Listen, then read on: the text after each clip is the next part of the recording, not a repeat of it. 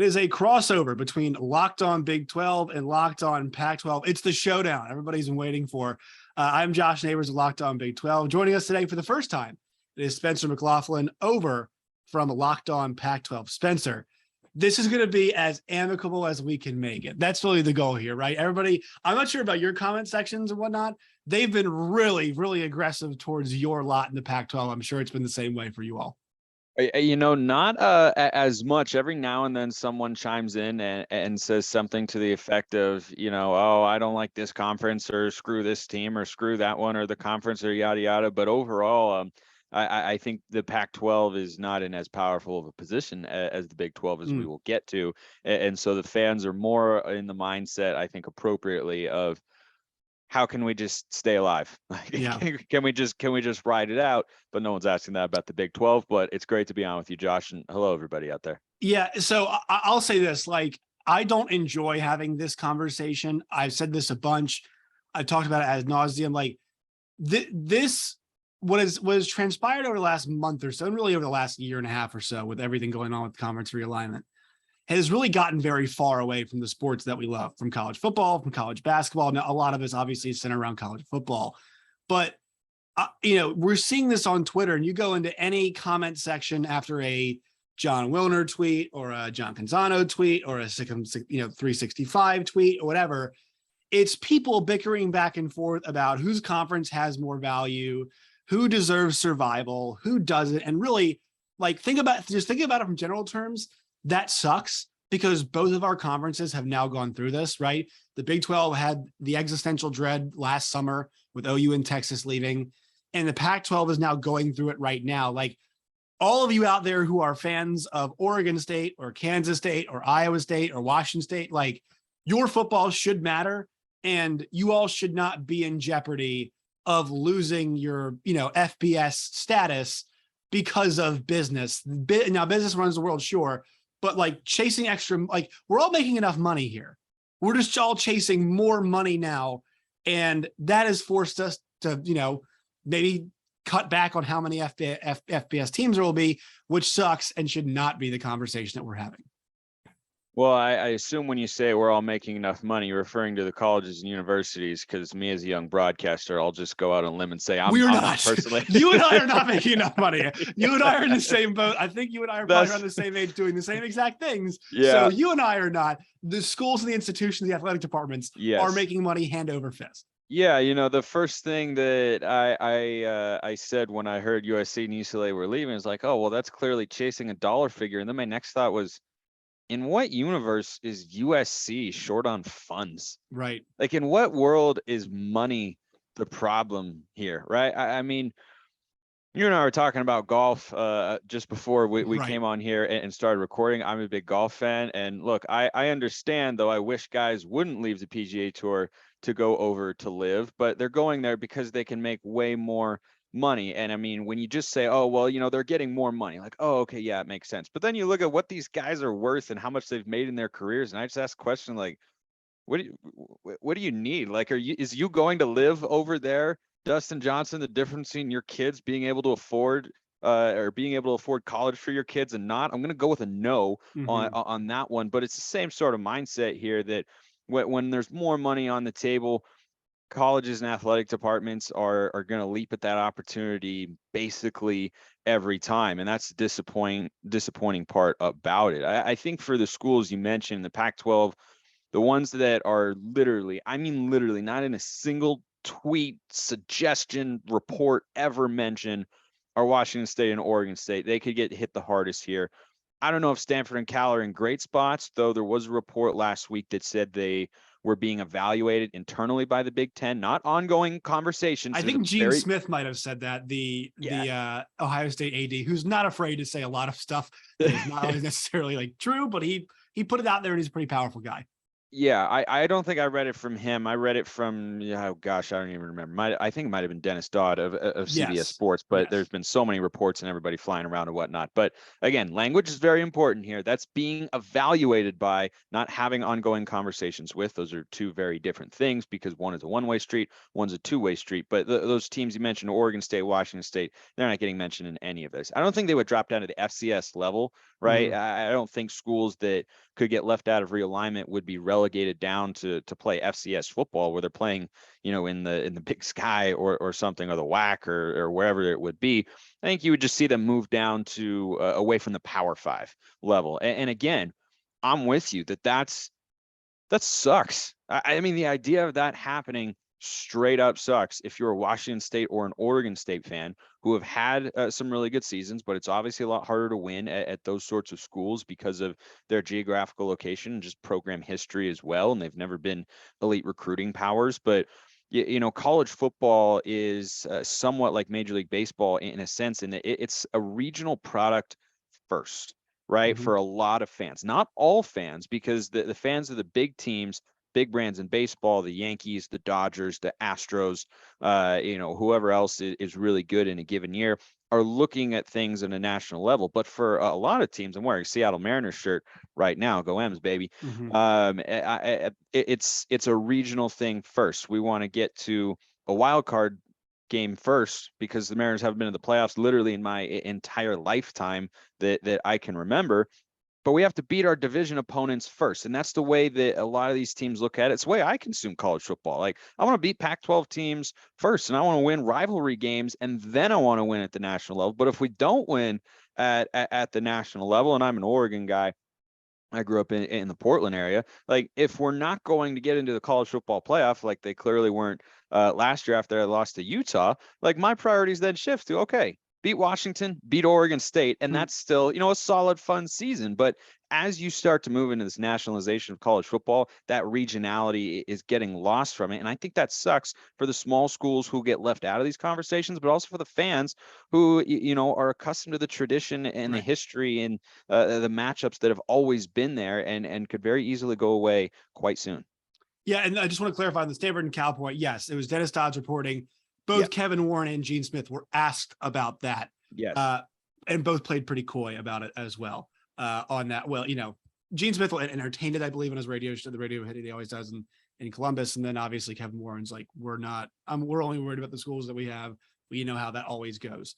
You brought up a really interesting point with obviously you being an Oregon fan. And I think it makes you a really good person to ask about this. To me, one of the issues that the Pac-12 is facing is that Oregon and Washington, I'm sure you're familiar with this. Andy Staples wrote the article. It was like a wheel of 24, the 24 schools that bring value television wise, and Washington and Oregon are on that list, right? Because they're on that list, I don't see them personally sticking around too long in the Pac-12. I know they want to make that happen, but I mean, why wouldn't the Big Ten or, maybe the ACC at some point in time come along and offer them and what would ostensibly be more money? I mean, they to me seem like the two big Jenga blocks in all of this. And if I'm Oregon and Washington, I mean, I'm not signing up for a long-term deal with the Pac-12. Do you agree with that? No, I don't see how you can. And what's fascinating from a media rights perspective right now is the Pac-12 is about to begin the process of negotiating a new media rights deal. They're in it right now, right? The exclusive rights window right now, it's ongoing, but I think the timeline is going to be like everything. I expect to soften here for a little bit until the Big Ten negotiates that media rights deal and the terms are fully laid out, because what that'll allow Kliavkoff to do is understand where the market is at, where he could go to network executives, and it will also give him some time to do what he said he would at Pac-12 Media Days, and that's pursue aggressively expansion opportunities. Where he could go, there's a lot of different options there. I've talked about it a lot on Locked On Pac-12. You can go check out the episodes there. There's only about 50 different possible combinations of teams you could look to try and add. Do you add 2? Do you add 4? Do you try to go to Texas? Do you stay West Coast oriented? Like, there's a lot of different ways that he could go with that. I don't know how you can go into a meeting with network executives talking about the potential of your conference to bring in money and have them be worth a certain dollar amount that they will pay if you don't know everybody that's going to be in your conference come 2024. So I don't know how you can have that negotiation before you announce or at least pursue and have a close relationship with teams that might become expansion teams in the Pac-12. But I think the Big Ten will, kind of set the market. And obviously, it's way more valuable than the Pac-12, especially without the LA market with USC and UCLA gone. And to your original question about, would Oregon leave? Yeah, they probably would. I don't want them to. Right. I Nobody just, wants don't. to. Yeah. Nobody No, wants. I don't want any of that to happen. I understand why they would, right? I understand why they'd go to the Big Ten, but frankly, even without USC and UCLA, I'd be fine as an Oregon fan staying in the Pac-12. I know other teams would as well, or at least other fans of teams. I don't know if schools would actually be okay with that because of the money that they're leaving on the table there.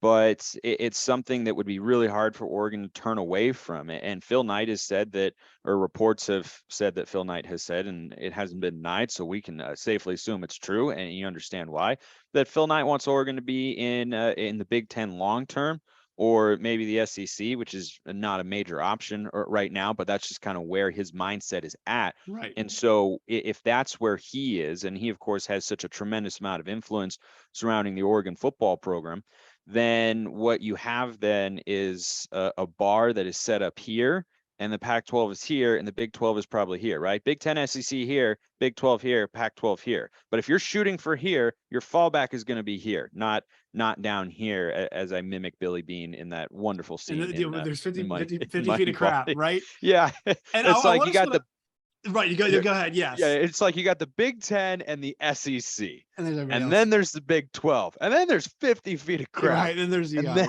there's the Pac-12. Well, like I want to give you credit here. Feels. I want to give you credit here because some of the Pac-12, some of the Big 12 folks are very vocal bunch, and I love them all. They've been very good. Guys, just appreciate Spencer here. He's being very honest about the situation. About this. And Oregon's really interesting because I've actually gotten the chance in one of my other jobs working at SiriusXM as a producer. I've actually worked a bunch on Pac-12 radio, and really a lot of sentiment I've been getting is that, all right, they want to win for Phil. Like they want to win a national championship for Phil Knight because he's getting up there. He's getting old. Yep. And they're in a position now, especially with NIL, with some of the stuff that we've been hearing about. I mean, Oregon is absolutely on fire when it comes to this. Like the time is now.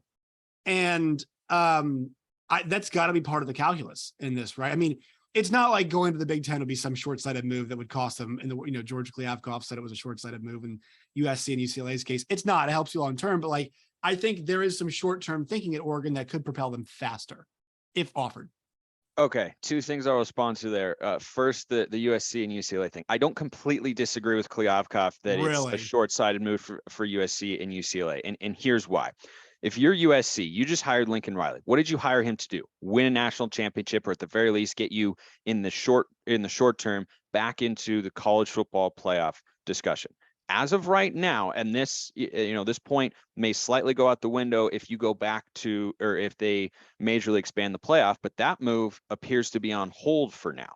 So if you're USC and you're trying to get back to the college football playoff, what we've seen so far is that 2 loss teams are not getting in. You have to be a 1-loss team. Where do you have an easier time picking up just 1 loss or fewer in a given season? That's in the Pac-12, right? And the Pac-12, certainly a weaker conference, no doubt about that, but it still clearly has enough respect to where if you're a 1-loss team with a good win on there, you can be in the college football playoff discussion. We saw that with Oregon last year. They go on the road, they upset Ohio State, they lose to a crappy Stanford team on the road in what was just a weird game down the stretch. They didn't have their offensive coordinator, but still not a game that should have been close.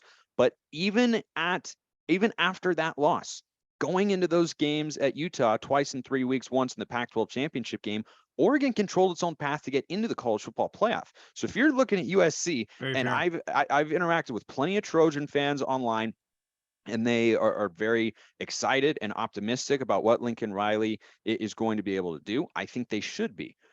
But the path to getting into the playoff in the Pac-12 is so much easier than it is in the Big Ten, not just with the number of good teams you have up at the top. And by the way, for UCLA, I think football-wise, it could be really tough. I mean, they've struggled to win consistently in the Pac-12. When you go to the Big Ten, newsflash, it's going to be a tough time. Basketball, they'll be okay.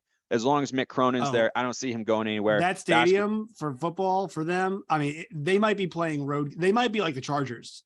I mean, I think there's a chance they're playing road games. 100%. That's a great comp. I mean, it's going to be like the Chargers because, like, guess what? If you live in Iowa, oh hell yeah, I'll go to Los Angeles for a weekend, right? Let's go see them. Let's go. Let's spend a weekend. I mean, you imagine Ohio State, Iowa, Penn State. I mean, when all those schools play there, it is going to be like a road game for them. But this move for them is not, I mean, it's not about success. I think to your USC point, I think for them, actually for Lincoln Riley more specifically, like long-term as a program, it's going to help them. They'll get more money, all that kind of stuff. Like you know, I think they'll be fine. Short-term, I've made this observation. The one thing that's going to follow him around is the defense. Like their offense should be able to just score on people as long as he's there and they're getting the kind of guys they do. And actually in their big games, think about the games they played, they scored pretty well, save the Jalen Hurts game against LSU. They really didn't score that well, but like their defense is the problem. They couldn't stop Bama. They couldn't stop LSU. They couldn't stop Georgia. That is their problem. So to me, I think for them, no matter where they were, Pac-12 or Big Ten, they were always going to run. They're always going to run into somebody eventually that's got the big guys up front, especially on the either on the offensive line or on the defensive, whatever it is, that would cost them. So I think that's more of a Lincoln Riley specific problem. Getting to a playoff, sure, maybe it does stop them, but like there's a brick wall for them beating those really good teams. And that's going to be in both places until they get the personnel to fix that. So that's why, to me, it's like, I really don't think it matters for them short-term, long-term. Yes, a CFP ostensibly is a bit tougher, but still rubber meets the road when you play the elite teams for them, because they're not Clemson. They don't have those dudes up front like a Clemson can. Clemson's a good version of an out of SEC school, or Ohio State, right? Out of SEC schools that have the SEC caliber guys in the places that it matter. So that's why, for me, that's why I didn't necessarily agree with what Kliavkoff said. And also, when we get that check, that comment's not going to look very good. I mean, when we see that number, it's going to be around 100 million. I can't. Okay. Yeah. Like, yes, it is. And they're going to get more money. But again, I will go back to, is money the reason that USC fell down as a football program? To me, that answer is unequivocally no. Correct. That is not why. They didn't have the coaching right, and now they do. And they were going to be the team. They were, I compared them on one of my shows to Anakin Skywalker. They were going to bring balance to the Force and restore West Coast football. And instead, they have gone to the dark side and left it in darkness, right? I mean, it is just a complete 180 there in that sense. But that was going to be, in my view, enough for USC to be back in the college football playoff discussion, because you have Utah there, you have Oregon there. And then if you get a couple other good teams, right, overall, your competition is weaker, but it's still strong enough to keep you in the conversation nationally. So I think they needed to go to the Big Ten to get more money. I don't think they needed to go to the Big Ten to win a national championship. Right. The recruiting formula is going to be the same. You have a bunch of talent in your backyard. You go out and recruit them. And to your point, it will be a question of whether or not their defense doesn't need to be good, but it needs to be competent. It needs to be good enough to where the offense can just kind of take over, because they'll be able to bring in big time recruits, as they already have and will continue to do, with the transfer portal and at the high school ranks. And they'll be able to score plenty of points there. But from a football standpoint, your path is just so much tougher in the Big Ten, not just with the number of elite teams you have at the top, right? You got Ohio State, you've got Michigan, Penn State, Michigan State right there. Like, it's a deeper, stronger conference. I think they can clear that hurdle, though. I think it's not as big of a hurdle as we think. But right? it's so much tougher than what you'd have to do in the Pac-12. It's not that they're not capable of winning those sorts of games, but it is tough when you can't have more than one loss in a given season. Right. I mean, that's the model we've seen so far with a 4-team college football playoff. You can only have one. You cannot have 2 or 3, and it just gets tougher. And you have to think about upsets too, because teams get upset. I know it's hard for people to conceptualize sometimes, but I'm about to start next week going through schedule breakdowns, and I pick some upsets in the Pac-12, and I think USC will lose a game or two that maybe they shouldn't, and I'm sure people will go bananas for that. But what team every year outside of Alabama, Georgia, and Clemson, up until this past year, of course, when they did lose games that they should have won, and even Clemson has lost games that they should have won in the past. They lost to Syracuse. They've lost to Pitt before. Like, they're better than that. You have to be able to year in and year out avoid multiple or really just one upset, because you're not going to go through a Big Ten schedule and beat every good team. Right. Yeah, if you have a season, especially where you're playing, their travel is going to make it's not going to be as, it'll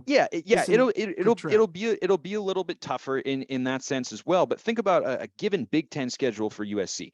In one season, you could play 3 of these 4 teams: Ohio State, Michigan, Penn State, and Iowa, Wisconsin.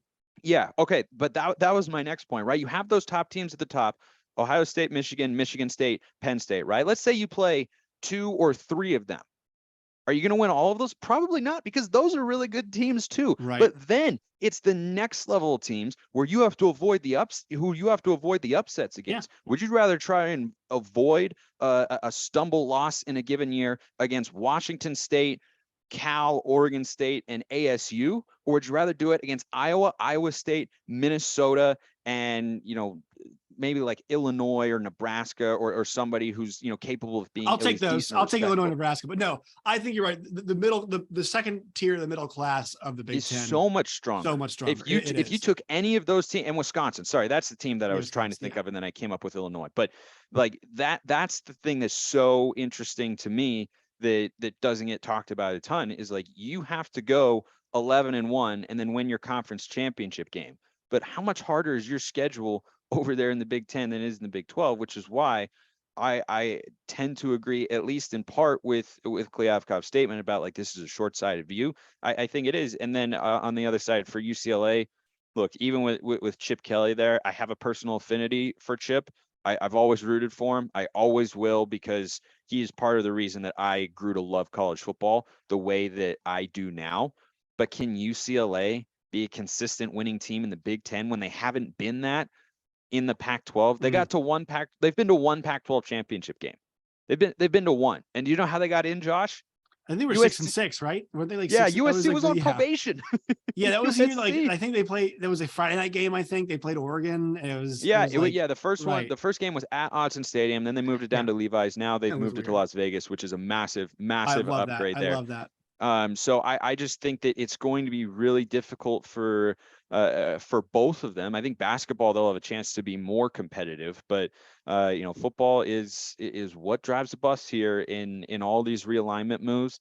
And I think that it's going to be a much tougher path. If the playoff gets expanded, then it will look better, right? That is a total disclaimer on everything that I've said here. If they go to a 12-team playoff, then you can have 2 losses, especially in a loaded Big Ten, and still get into the top 12. Not going to argue with that at all. But if it stays at 4 for the next, I think that deal expires in like 2026. It's 2025, I think is what it is. 2025. So if that deal does go away and they expand the playoff, then it could work out better for them.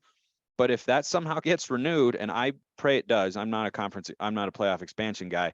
I think 4 is a perfectly good number there. You're bad at something for your conference, man. You need to have more teams in there for the sake of the conference. That's not solving the problem. I'll answer that here in a moment if you want. But access is the problem. But if it goes to 12, then they could do it. But if it somehow stays at 4, and I hope and pray it does, then that path to the playoff is really, really tough. Yeah, it is. Let's take a quick word from our sponsors here. We'll talk about some more Big 12, Pac-12 related things. Today's show is brought to you by Built Bar. Go to built.com today. It's built.com. Promo code LOCKED15. They've got new Built Puffs, cookie dough chunk puffs. Have you tried them yet? Dude, they're so good. They're delicious. Oh my gosh. This is not one of those things, guys, where you're like, oh, I love product X. Like, no, they send these things to us and they're gone within like 2 days. John Williams, Locked On Sooners, continually, he purchases them. He buys them like every other week. Oh, I buy them too. Yeah, I buy them too. Like they send some, and then I buy them as well because they're so good and they're so loaded with protein too that I prefer them to a granola bar if I'm on the golf course, and I'm a huge golfer to keep me going out there. 160 in the calories department, 15 grams of protein. You can have it like on the golf course, like you mentioned. If you want to have it after dinner, dessert, you're fine. You can have it actually after a workout, you're fine too. Like it's multi-purpose. Once again, promo code LOCK15. LOCKED 15 LOCK15 for 15% off at built.com. I want to ask you about the specific comments George Kliavkoff made about the Big 12. Yeah. Did they accomplish anything? Did calling out the Big 12 and saying things like, we haven't decided if we're going shopping there yet, and talking about, dodging grenades from the Big 12, using, war terms and talking about shopping. And I mean, pretty, direct comments. Did they have a positive impact? Did they really do anything? Do they have the effect besides the fact that people are just like, the Pac-12 commissioner's fired up, this might be a fight? Not tangibly, no. I think the biggest impact is what you just alluded to, which is he came out and had a very clear tone from the moment he started making his remarks, and that was that he's not going to back down, right? He's trying to go on As the he should. offensive. That was, As he yeah, should. yeah, of course. He's the commissioner of the Pac-12. It's his job to try and keep this potentially sinking ship together, and he's got a really tough job, and it is mostly not his fault here. This is just, the culmination of things that have happened over the past decade. He took a shot at the previous commissioner, Larry Scott, as well, justifiably so, Yeah, because he he sucked. did not do a good He job. did a horrible Uh, job. yeah, he was terrible, and the media rights deal he negotiated was awful, and the sticking points he had were really dumb. Anyway, we don't need to relive the past because we're trying to focus on the future, which is what Kliavkoff is doing. He's coming out and making it clear that he's not going to just roll over, and he's trying to project a position of strength, even though the Pac-12 is not in that right now. The grenades comment was him admitting that the Big 12 has reached out to member institutions of the current Pac-10 that remain to try and poach them. They haven't, of course, worked anything out at this point in time as we record this. And I say that just because everything can change so quickly. Like, I remember when the news that USC and UCLA were leaving dropped, it had been approved by the conference and the schools in like 36 hours. I mean, it was so fast.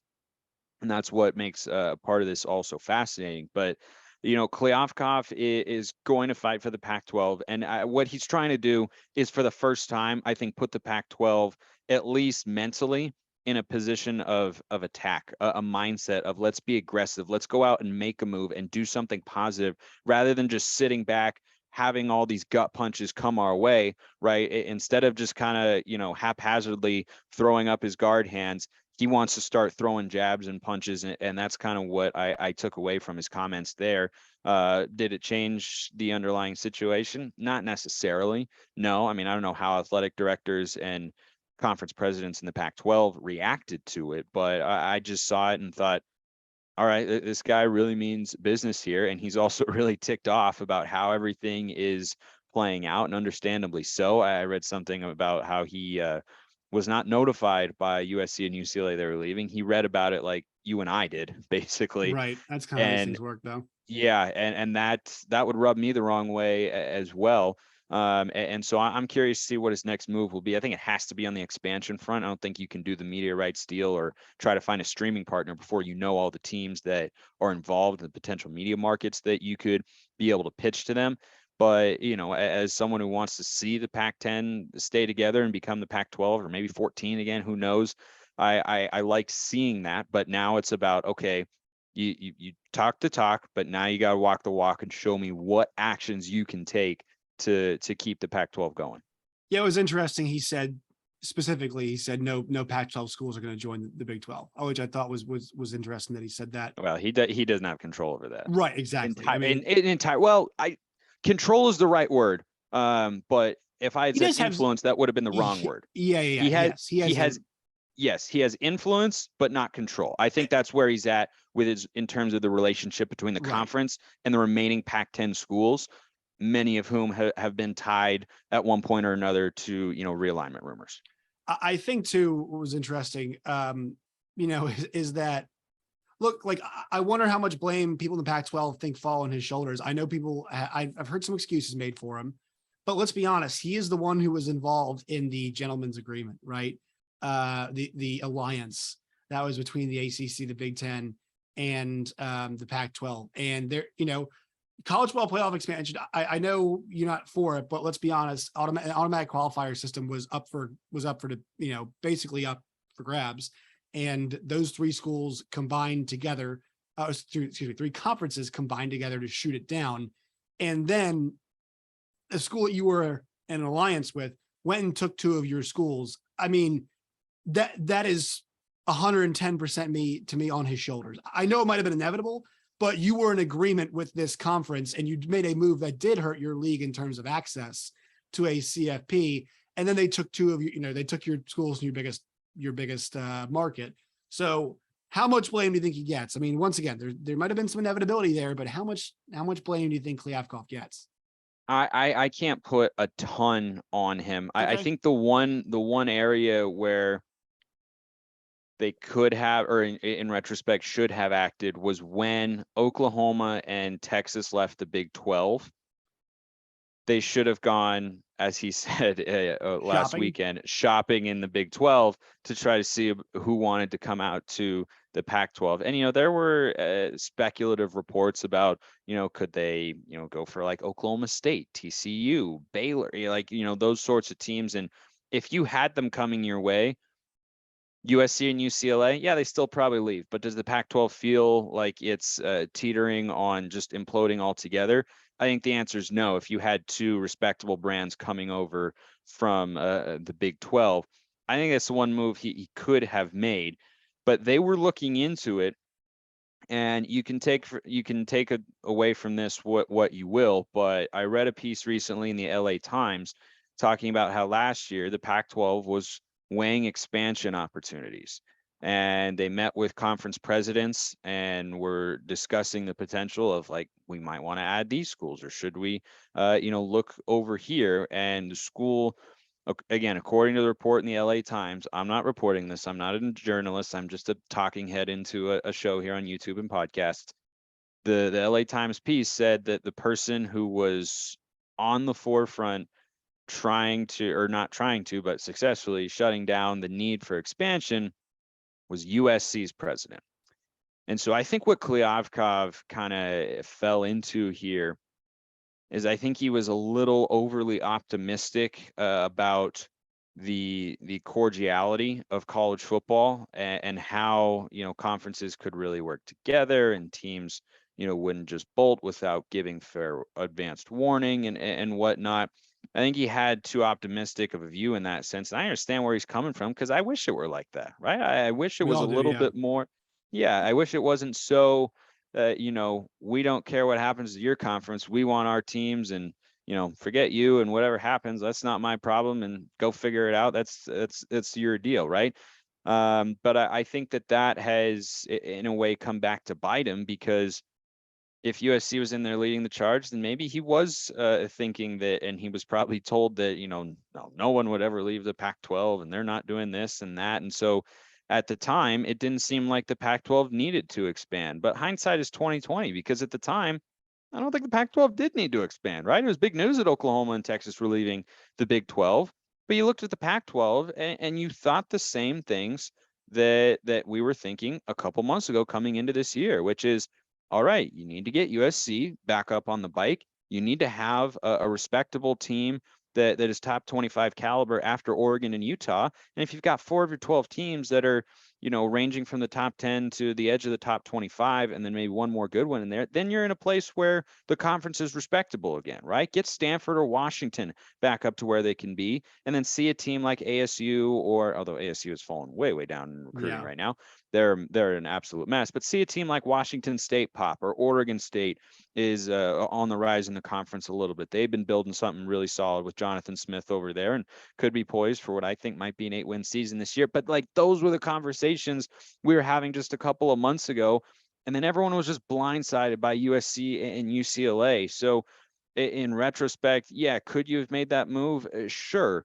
But would it have been enough to, get USC and UCLA to stick around? I think the answer is no, because they clearly weren't telling people that they were thinking about doing it. They just did it, right? I mean, this thing was kept under wraps and without leaks or reports or rumors or anything. It was just one day we saw a report drop from Dennis Dodd. He said, yeah, USC and UCLA are probably going to leave for the Big Ten. No one had been talking about that. Right. I'm sure you had some loose speculation on some shows somewhere in some corner of the internet, wherever, here and there, about like, would USC ever leave? But you weren't talking about that actively going into 2022 until that report came out. So I think that's why he's ticked off, is that he had, I think he took people at their words for, yeah, we have an alliance here, and yeah, we're committed to the Pac-12. And then he got slapped in the face a little bit twice with both of those areas. And now he finds himself trying to save a sinking ship. All right, Spencer, it's been a pleasure talking to you, man. Where can people find you and your work and all of its variety? Well, yeah, thanks for having me on, Josh. At Smalls_55 is my personal Twitter handle, and I host Locked On Ducks and Locked On Pac-12. Both shows are on YouTube and podcasts covering the Oregon Ducks, everything there, and the Conference of Champions. Plenty of this sort of talk on there. But yeah, Josh, it was great to come on with you, and thank you for having me. And hopefully everybody out there was able to put up with me at least until now. You guys can find Locked On Big 12 wherever you get your podcast, and on YouTube as well. You guys can find me at Josh Neighbors_ and the show at LO Big 12. Spencer, it was a pleasure. I'm sure you and I will be doing this again sometime in the near future, maybe. You know, I'm down.